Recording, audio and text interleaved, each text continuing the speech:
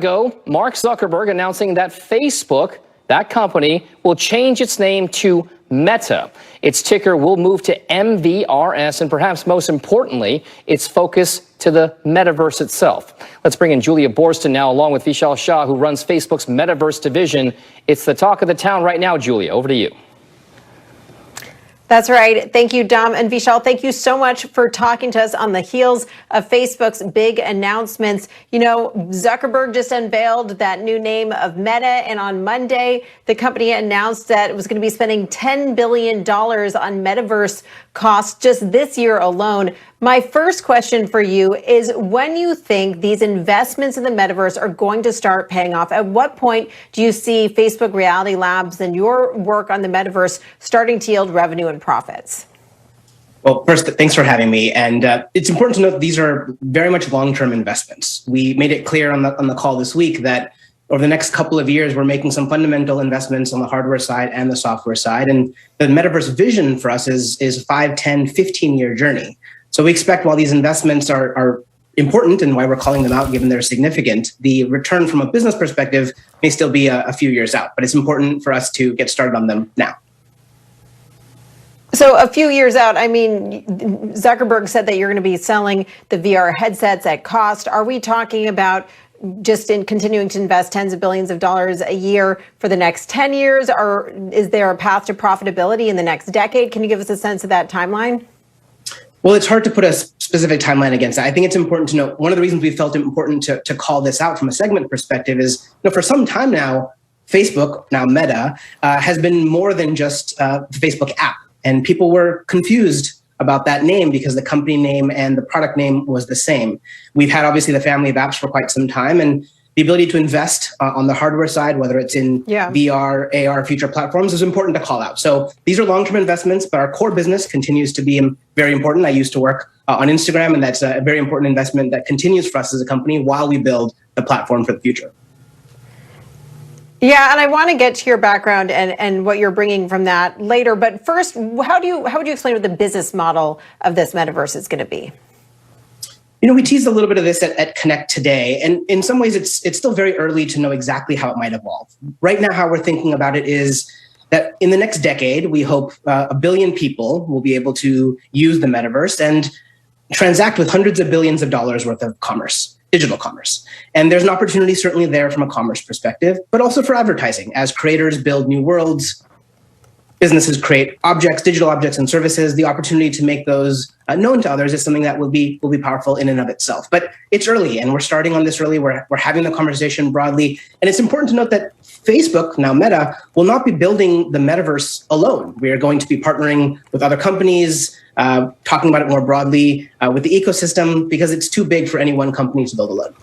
Vishal, it's Dom here. I wonder, you mentioned this notion that this meta transformation, the metaverse transformation of Facebook could be very much, it is very much in the initial stages. This could be a 5, 10, 15-year transition. I wonder if you could talk a little bit about what you think the employee base, both yourself and your peers and colleagues at Facebook/Meta, feel about the direction of this company in the coming months and years, given some of the things that have been happening in Washington, D.C. and elsewhere with regulators and politicians. Is there a sense right now that Meta is going to change over the next 5 to 10 years into a company that's far and distant away from what we know as Facebook today? Well, I think it's important to note that we are very much taking our heritage with us into this future. The simple things like the logo has the Facebook blue in it. The font is the same as Facebook. We aren't running from our past. We're heading towards our future. And the Facebook product, Instagram, WhatsApp, Messenger, remain incredibly important parts of our overall offering to consumers. We are just more than a social media company. We have been for some time, given our investments in hardware and in things like the metaverse. We are just making that much more explicit now. So we're taking the lessons we've learned certainly into the future, building this more in the open, talking about it now. But it's important to note we're not running from it. We are excited about this future we're building together. Yeah, but Vishal, there's no denying that these announcements are coming at a very unique time for Facebook. Mark Zuckerberg even acknowledged this. So I guess my question is, how much is Facebook's new very public focus on the metaverse about shifting focus and away from some of the issues that Facebook, that core flagship app, has faced, particularly in the past month of these revelations from the whistleblower? Well, I think it's for anyone that's been around a name change or a logo change, you know that can't be done in a couple of weeks. This has been many months in the making, and the products have been many years in the making. And again, this is not about shying away from the challenges that we have today, and those are important. We continue to acknowledge them, but we are a company that builds new products, builds new technologies specifically to connect people. That's been the forefront of Facebook from the beginning, and will be an important part of the metaverse tomorrow. And Vishal, as you work to connect people in this new metaverse, how do you make sure that the same problems that have plagued Facebook on the newsfeed or on Instagram, where you were for 6 years, how do you make sure those issues such as misinformation, making teens feel bad about themselves, do not come into this new world of the metaverse? Well, if you look at technological progresses in the past, they sometimes have a habit of coming really quickly, and not everyone's prepared.